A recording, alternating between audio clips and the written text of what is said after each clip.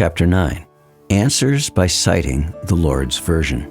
Sri Shukadev Goswami said, O King, unless one is influenced by the energy of the Supreme Personality of Godhead, there is no meaning to the relationship of the pure soul in pure consciousness with the material body. That relationship is just like a dreamer's seeing his own body working. The illusioned living entity appears in so many forms, offered by the external energy of the Lord. While enjoying in the modes of material nature, the encaged living entity misconceives, thinking in terms of I and mine. As soon as the living entity becomes situated in his constitutional glory and begins to enjoy the transcendence beyond time and material energy, he at once gives up the two misconceptions of life, I and mine, and thus becomes fully manifested as the pure self. O King, the personality of Godhead, being very much pleased with Lord Brahma because of his non-deceptive penance in Bhakti Yoga, presented his eternal and transcendental form before Brahma. And that is the objective goal for purifying the conditioned soul. Lord Brahma, the first spiritual master, supreme in the universe, could not trace out the source of his lotus seat, and while thinking of creating the material world, he could not understand the proper direction for such creative work, nor could he find out the process for such creation. While thus engaged in thinking in the water, Brahmaji heard twice from nearby 2 syllables joined together. One of the syllables was taken from the 16th and the other from the 21st of the Sparsha alphabets, and both joined to become the wealth of the renounced order of life. When he heard the sound, he tried to find the speaker, searching on all sides. But when he was unable to find anyone besides himself, he thought it wise to sit down on his lotus seat firmly and give his attention to the execution of penance, as he was instructed. Lord Brahma underwent penances for 1,000 years by the calculations of the demigods. He heard this transcendental vibration from the sky, and he accepted it as divine. Thus he controlled his mind and senses, and the penances he executed were a great lesson for the living entities. Thus he is known as the greatest of all ascetics. The personality of Godhead, being thus very much satisfied with the penance of Lord Brahma, was pleased to manifest his personal abode, Vaikuntha, the supreme planet above all others. This transcendental abode of the Lord is adored by all self-realized persons, freed from all kinds of miseries and fear of illusory existence. In that personal abode of the Lord, the material modes of ignorance and passion do not prevail, nor is there any of their influence in goodness. There is no predominance of the influence of time, so what to speak of the illusory external energy? It cannot enter that region. Without discrimination, both the demigods and the demons worship the Lord as devotees. The inhabitants of the Vaikuntha planets are described as having a glowing sky-bluish complexion. Their eyes resemble lotus flowers, their dress is of yellowish color, and their bodily features very attractive. They are just the age of growing youths. They all have 4 hands. They are all nicely decorated with pearl necklaces and ornamental medallions, and they all appear to be effulgent. Some of them are effulgent like coral and diamonds in complexion, and have garlands on their heads, blooming like lotus flowers, and some wear earrings. The Vaikuntha planets are also surrounded by various airplanes, all glowing and brilliantly situated. These airplanes belong to the great Mahatmas or devotees of the Lord. The ladies are as beautiful as lightning because of their celestial complexions, and all these combined together appear just like the sky, decorated with both clouds and lightning. The goddess of fortune, in her transcendental form, is engaged in the loving service of the Lord's lotus feet, and being moved by the black bees, followers of spring, she is not only engaged in variegated pleasure, service to the Lord, along with her constant companions, but is also engaged in singing the glories of the Lord's activities. Lord Brahma saw in the Vaikuntha planets the personality of Godhead, who is the Lord of the entire devotee community, the Lord of the goddess of fortune, the Lord of all sacrifices, and the Lord of the universe. and who is served by the foremost servitors like Nanda, Sunanda, Prabhala, and Arhana, his immediate associates. The personality of Godhead, seen leaning favorably towards his loving servitors, his very sight intoxicating and attractive, appeared to be very much satisfied. He had a smiling face decorated with an enchanting reddish hue. He was dressed in yellow robes and wore earrings and a helmet on his head. He had 4 hands, and his chest was marked with the lines of the goddess of fortune. The Lord was seated on his throne and was surrounded by different energies like the 4, the 16, the 5, and the 6 natural opulences, along with other insignificant energies of the temporary character. But he was the factual Supreme Lord, enjoying his own abode. Lord Brahma, thus seeing the personality of Godhead in his fullness, was overwhelmed with joy within his heart, and thus in full transcendental love and ecstasy, his eyes filled with tears of love. He thus bowed down before the Lord. That is the way of the highest perfection for the living being, the Paramahansa. And seeing Brahma present before him, the Lord accepted him as worthy to create living beings, to be controlled as he desired, and thus, being much satisfied with him, the Lord shook hands with Brahma and, slightly smiling, addressed him thus. The beautiful personality of Godhead addressed Lord Brahma. O Brahma, impregnated with the Vedas, I am very much pleased with your long accumulated penance with the desire for creation. Hardly am I pleased with the pseudo-mystics. I wish you good luck. O Brahma, you may ask from me, the giver of all benediction, all that you may desire. You may know that the ultimate benediction, as the result of all penances, is to see me by realization. The highest perfectional ingenuity is the personal perception of my abodes, and this has been possible because of your submissive attitude in the performance of severe penance, according to my order. O sinless Brahma, you may know from me that it was I who first ordered you to undergo penance when you were perplexed in your duty. Such penance is my heart and soul, and therefore penance and I are non-different. I create this cosmos by such penance. I maintain it by the same energy, and I withdraw it all by the same energy. Therefore, the potential power is penance only. Lord Brahma said, O personality of Godhead, you are situated in every living entity's heart as the Supreme Director, and therefore you are aware of all endeavors by your superior intelligence, without any hindrance whatsoever. In spite of that, my Lord, I am praying to you to kindly fulfill my desire. May I please be informed how, in spite of your transcendental form, you assume the mundane form, although you have no such form at all. And please inform me how you, by your own self, manifest different energies for annihilation, generation, acceptance and maintenance by combination and permutation. O Master of all energies, please tell me philosophically all about them. You play like a spider that covers itself by its own energy, and your determination is infallible. Please tell me so that I may be taught in the matter by the instruction of the personality of Godhead, and may thus act instrumentally to generate living entities, without being conditioned by such activities.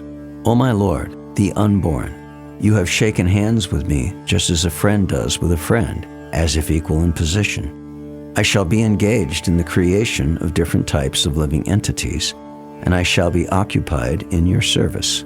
I shall have no perturbation, but I pray that all this may not give rise to pride, as if I were the Supreme. The personality of Godhead said, knowledge about me, as described in the scriptures, is very confidential, and it has to be realized in conjunction with devotional service. The necessary paraphernalia for that process is being explained by me. You may take it up carefully.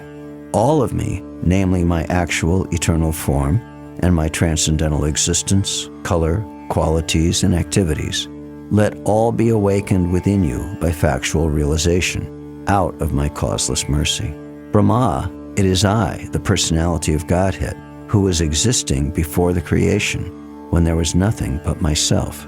Nor was there the material nature, the cause of this creation. That which you see now is also I, the personality of Godhead, and after annihilation, what remains will also be I, the personality of Godhead.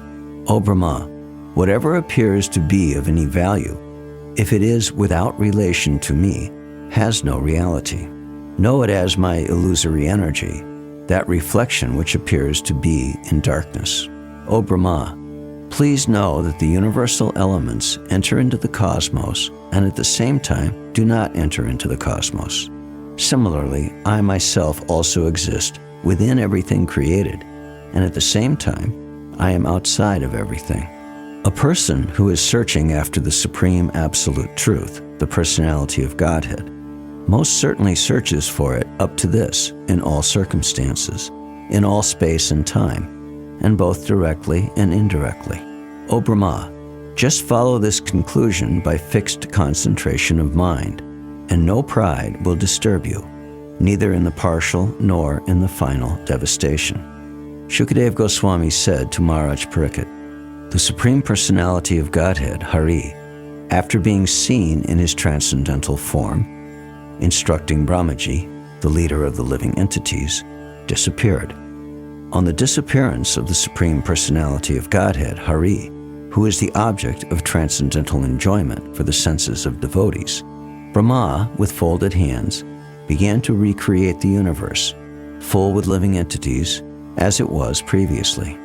Thus, once upon a time, the forefather of living entities and the father of religiousness, Lord Brahma, situated himself in acts of regulative principles, desiring self-interest for the welfare of all living entities. Narada, the most dear of the inheritor sons of Brahma, always ready to serve his father, strictly follows the instructions of his father by his mannerly behavior, meekness, and sense control.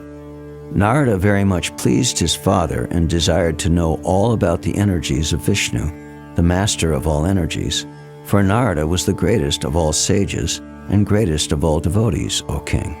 The great sage Narada also inquired in detail from his father, Brahma, the great-grandfather of all the universe, after seeing him well satisfied. Thereupon, the supplementary Vedic literature, Srimad Bhagavatam, which was described by the personality of Godhead and which contains 10 characteristics, was told with satisfaction by the father, Brahma, to his son, Narada. In succession, O king, the great sage Narada instructed Srimad Bhagavatam unto the unlimitedly powerful Vyasadeva, who meditated in devotional service upon the Supreme Personality of Godhead, the Absolute Truth, on the bank of the river Saraswati. O king, your questions as to how the universe became manifested from the gigantic form of the Personality of Godhead, as well as other questions, I shall answer in detail by explanation of the 4 verses already mentioned. Chapter 10. Bhagavatam is the answer to all questions. Sri Shukadeva Goswami said, in the Srimad Bhagavatam, there are 10 divisions of statements regarding the following: the creation of the universe, sub-creation, planetary systems, protection by the Lord, the creative impetus, the change of manus, the science of God, returning home back to Godhead, liberation, and the summum bonum. To isolate the transcendence of the summum bonum, the symptoms of the rest are described sometimes by Vedic inference, sometimes by direct explanation, and sometimes by summary explanations given by the great sages. The elementary creation of 16 items of matter, namely the 5 elements, fire, water, land, air, and sky, sound, form, taste, smell, touch, and the eyes, ears, nose, tongue, skin, and mind, is known as sarga, whereas subsequent resultant interaction of the modes of material nature is called visarga. The right situation for the living entities is to obey the laws of the Lord and thus be in perfect peace of mind under the protection of the Supreme Personality of Godhead. The manus and their laws are meant to give right direction in life. The impetus for activity is the desire for fruitive work. The science of God describes the incarnations of the personality of Godhead and his different activities, together with the activities of his great devotees. The merging of the living entity along with his conditional living tendency, with the mystic lying down of the Mahavishnu, is called the winding up of the cosmic manifestation. Liberation is the permanent situation of the form of the living entity after he gives up the changeable, gross, and subtle material bodies. The Supreme One, who is celebrated as the Supreme Being, or the Supreme Soul, is the supreme source of the cosmic manifestation, as well as its reservoir and winding up. Thus, he is the supreme fountainhead, the absolute truth. The individual person possessing different instruments of senses is called the Adhyatmic person, and the individual controlling deity of the senses is called Adidaivik. The embodiment seen on the eyeballs is called the Adibhautic person. All three of the above-mentioned stages of different living entities are interdependent. In the absence of one, another is not understood. But the Supreme Being who sees every one of them as the shelter of the shelter is independent of all, and therefore he is the supreme shelter. After separating the different universes, the gigantic universal form of the Lord, Mahavishnu, which came out of the causal ocean, the place of appearance for the first Purusha avatar, entered into each of the separate universes, desiring to lie on the created transcendental water, Garbhodak. That Supreme Person is not impersonal and therefore is distinctively a Nara, or person. Therefore, the transcendental water created from the Supreme Nara is known as Nara. And because he lies down on that water, he is known as Narayan. One should definitely know that all material ingredients, activities, time and modes, and the living entities who are meant to enjoy them all, exist by his mercy only. And as soon as he does not care for them, everything becomes non-existent. The Lord, while lying on his bed of mystic slumber, generated the seminal symbol, golden in hue, through external energy out of his desire to manifest varieties of living entities from himself alone. Just hear from me how the potency of his lordship divides one into three, called the controlling entities, the controlled entities, and the material bodies, in the manner mentioned above. From the sky situated within the transcendental body of the manifesting Mahavishnu, sense energy, mental force, and bodily strength are all generated, as well as the sum total of the fountainhead of the total living force. As the followers of a king follow their lord, similarly, when the total energy is in motion, all other living entities move, and when the total energy stops endeavoring, all other living entities stop sensual activities. The living force, being agitated by the Virat Purusha, generated hunger and thirst, and when he desired to drink and eat, the mouth opened. From the mouth, the palate became manifested, and thereupon the tongue was also generated. After this, all the different tastes came into existence, so that the tongue can relish them. When the Supreme desired to speak, speeches were vibrated from the mouth. Then the controlling deity fire was generated from the mouth. But when he was lying in the water, all these functions remained suspended. Thereafter, when the Supreme Purusha desired to smell odors, the nostrils and respiration were generated, the nasal instrument and odors came into existence, and the controlling deity of air, carrying smell, also became manifested. Thus, when everything existed in darkness, the Lord desired to see himself and all that was created. Then the eyes, the illuminating God's sun, the power of vision, and the object of sight all became manifested. By development of the desire of the great sages to know, the ears, the power of hearing, the controlling deity of hearing, and the objects of hearing became manifested. The great sages desired to hear about the self. When there was a desire to perceive the physical characteristics of matter, such as softness, hardness, warmth, cold, lightness, and heaviness, the background of sensation, the skin pores, the hairs on the body, and their controlling deities, the trees, were generated. Within and outside the skin is a covering of air through which sense perception became prominent. Thereafter, when the Supreme Person desired to perform varieties of work, the two hands and their controlling strength, and Indra, the demigod in heaven, became manifested, as also the acts dependent on both the hands and the demigod. Thereupon, because of his desiring to control movement, his legs became manifested, and from the legs the controlling deity named Vishnu was generated. By his personal supervision of this act, all varieties of human being are busily engaged in dutiful occupational sacrifice. Thereupon, for sexual pleasure, begetting offspring and tasting heavenly nectar, the Lord developed the genitals, and thus there is the genital organ and its controlling deity, the Prajapati. The object of sexual pleasure and the controlling deity are under the control of the genitals of the Lord. Thereafter, when he desired to evacuate the refuse of eatables, the evacuating hole, anus, and the sensory organ thereof developed along with the controlling deity, Mitra. The sensory organ and the evacuating substance are both under the shelter of the controlling deity. Thereafter, when he desired to move from one body to another, the navel and the air of departure and death were combinedly created.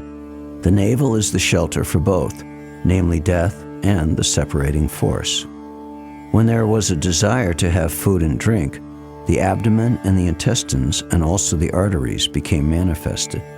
The rivers and seas are the source of their sustenance and metabolism. When there was a desire to think about the activities of his own energy, then the heart, the seat of the mind, the moon, determination, and all desire became manifested. The 7 elements of the body, namely the thin layer on the skin itself, the flesh, blood, fat, marrow, and bone, are all made of earth, water, and fire, whereas the life breath is produced by the sky, water, and air.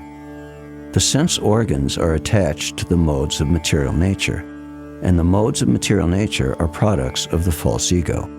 The mind is subjected to all kinds of material experiences, happiness and distress, and the intelligence is the feature of the mind's deliberation. Thus, by all this, the external feature of the personality of Godhead is covered by gross forms, such as those of planets, which were explained to you by me. Therefore, beyond this gross manifestation is a transcendental manifestation finer than the finest form. It has no beginning, no intermediate stage, and no end. Therefore, it is beyond the limits of expression or mental speculation, and is distinct from the material conception.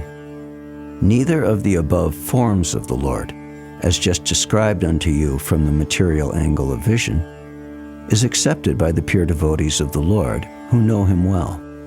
He, the personality of Godhead, manifests himself in a transcendental form, being the subject of his transcendental name, quality, pastimes, entourage, and transcendental variegatedness. Although he is unaffected by all such activities, he appears to be so engaged. O King, know from me that all living entities are created by the Supreme Lord, according to their past deeds. This includes Brahma and his sons like Daksha, the periodical heads like Vaivasvata Manu, the demigods like Indra, Chandra, and Varuna, the great sages like Bhrigu, Vyas, and Vashishta, the inhabitants of Pitraloka and Siddhaloka, the Charanas, Gandharvas, Vidyadharas, Asuras, Yakshas, Kinnaras, and angels, the serpentines, the monkey-shaped Kimpurushas, the human beings, the inhabitants of Madarloka, the demons, Pisachas, ghosts, spirits, lunatics and evil spirits, the good and evil stars, the goblins, the animals in the forest, the birds, the household animals, the reptiles, the mountains, the moving and standing living entities, the living entities born from embryos, from eggs, from perspiration and from seeds, and all others, whether they be in the water, land, or sky, in happiness, in distress, or in mixed happiness and distress. All of them, according to their past deeds, are created by the Supreme Lord. According to the different modes of material nature, the mode of goodness, the mode of passion, and the mode of darkness, there are different living creatures who are known as demigods, human beings, and hellish living entities. O King, even a particular mode of nature, being mixed with the other two, is divided into three, and thus each kind of living creature is influenced by the other modes and acquires its habits also. He, the personality of Godhead, as the maintainer of all in the universe, appears in different incarnations after establishing the creation, and thus he reclaims all kinds of conditioned souls amongst the humans, the non-humans, and the demigods. Thereafter, at the end of the millennium, the Lord himself, in the form of Rudra, the destroyer, will annihilate the complete creation as the wind displaces the clouds. The great transcendentalists thus describe the activities of the Supreme Personality of Godhead, but the pure devotees deserve to see more glorious things in transcendence beyond these features. There is no direct engineering by the Lord for the creation and destruction of the material world. What is described in the Vedas about his direct interference is simply to counteract the idea that material nature is the creator. This process of creation and annihilation described in summary herein is the regulative principle during the duration of Brahma's one day. It is also the regulative principle in the creation of Mahat, in which the material nature is dispersed. O King, I shall in due course explain the measurement of time in its gross and subtle features with the specific symptoms of each. But for the present, let me explain unto you the Padma Kalpa. Shaunaka Rishi, after hearing all about the creation, inquired from Sutta Goswami about Vidura, for Sutta Goswami had previously informed him how Vidura left home, leaving aside all his relatives, who were very difficult to leave. Shaunaka Rishi said, "Let us know, please, what topics were discussed between Vidura and Maitreya, who talked on transcendental subjects, and what was inquired by Vidura and replied by Maitreya. Also, please let us know the reason for Vidura's giving up the connection of his family members, and why he again came home. Please also let us know the activities of Vidura while he was in the places of pilgrimage." Sri Sutta Goswami explained, "I shall now explain to you the very subjects explained by the great sage in answer to King Parikshit's inquiries. Please hear them attentively." This completes the reading of Srimad Bhagavatam, 2nd Canto, verses only.